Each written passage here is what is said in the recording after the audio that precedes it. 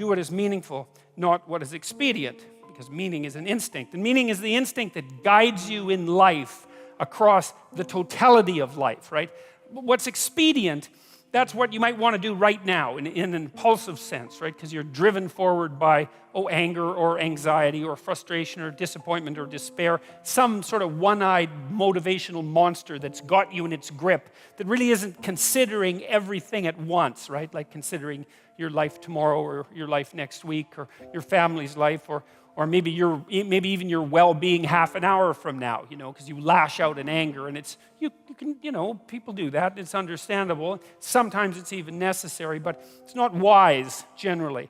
And the instinct for meaning seems to be a consequence of the integration of all of those underlying motivations and emotions with social being, and then the manifestation of something like the proper pathway forward. The reason that you have memories isn't to remember the past.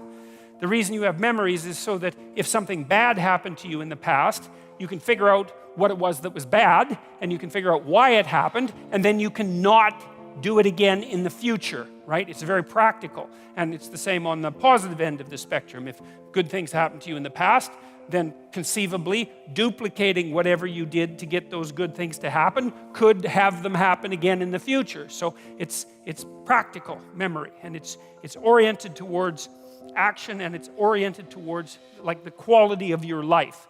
Tell the truth, or at least don't lie. To tell the truth implies that you know the truth.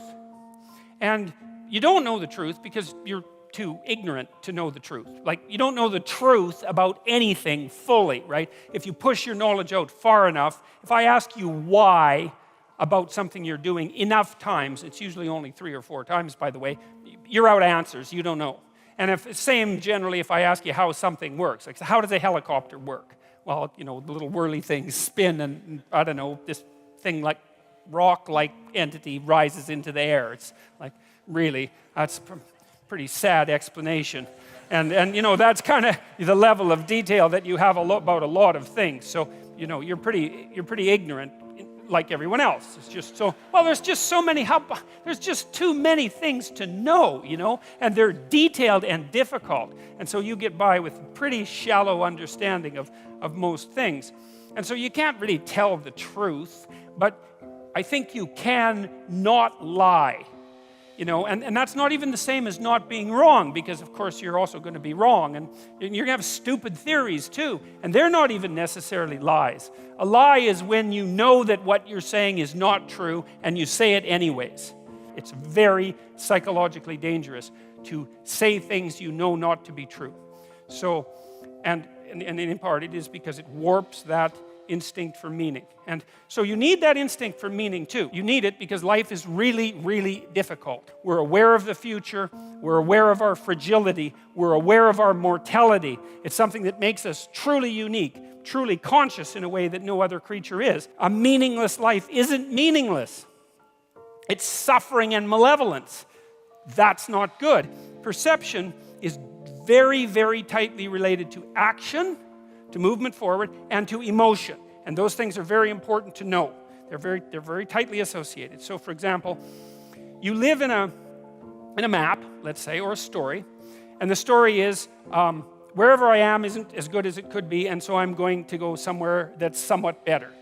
And, that can be of different time frames. Maybe you've got a plan for the next minute.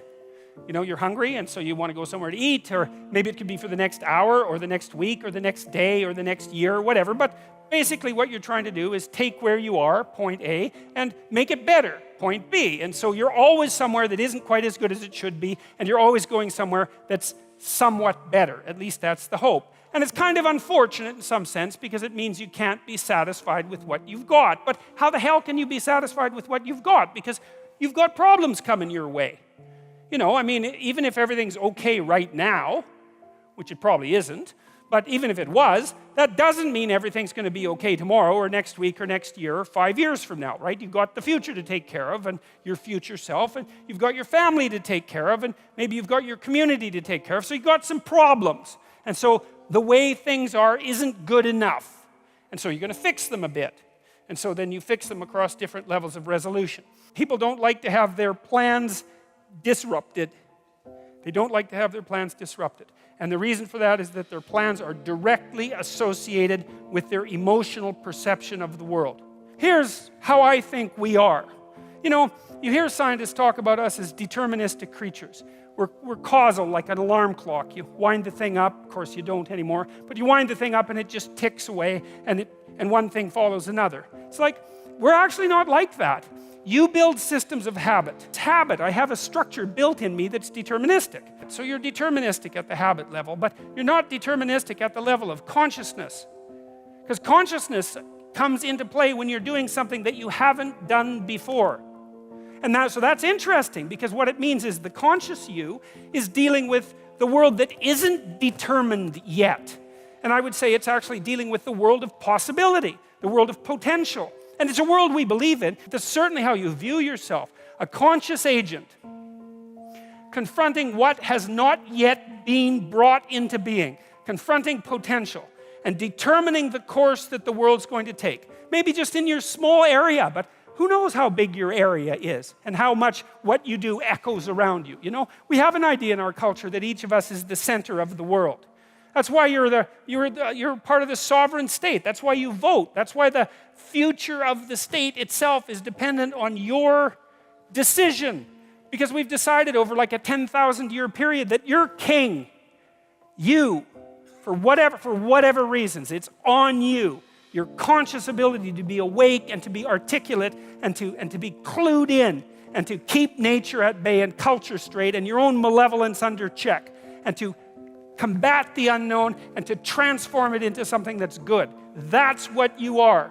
And you see this reflected in the oldest stories. That's the dragon myth, you know? You go out into the terrible unknown, beyond what we understand, into the unknown itself. And you confront the terrible thing that rests there, the terrible predatory, eternal predatory monster. And you can do that because that's what you're like. You're not cowering at home. You're not frozen into submission. You're out there active.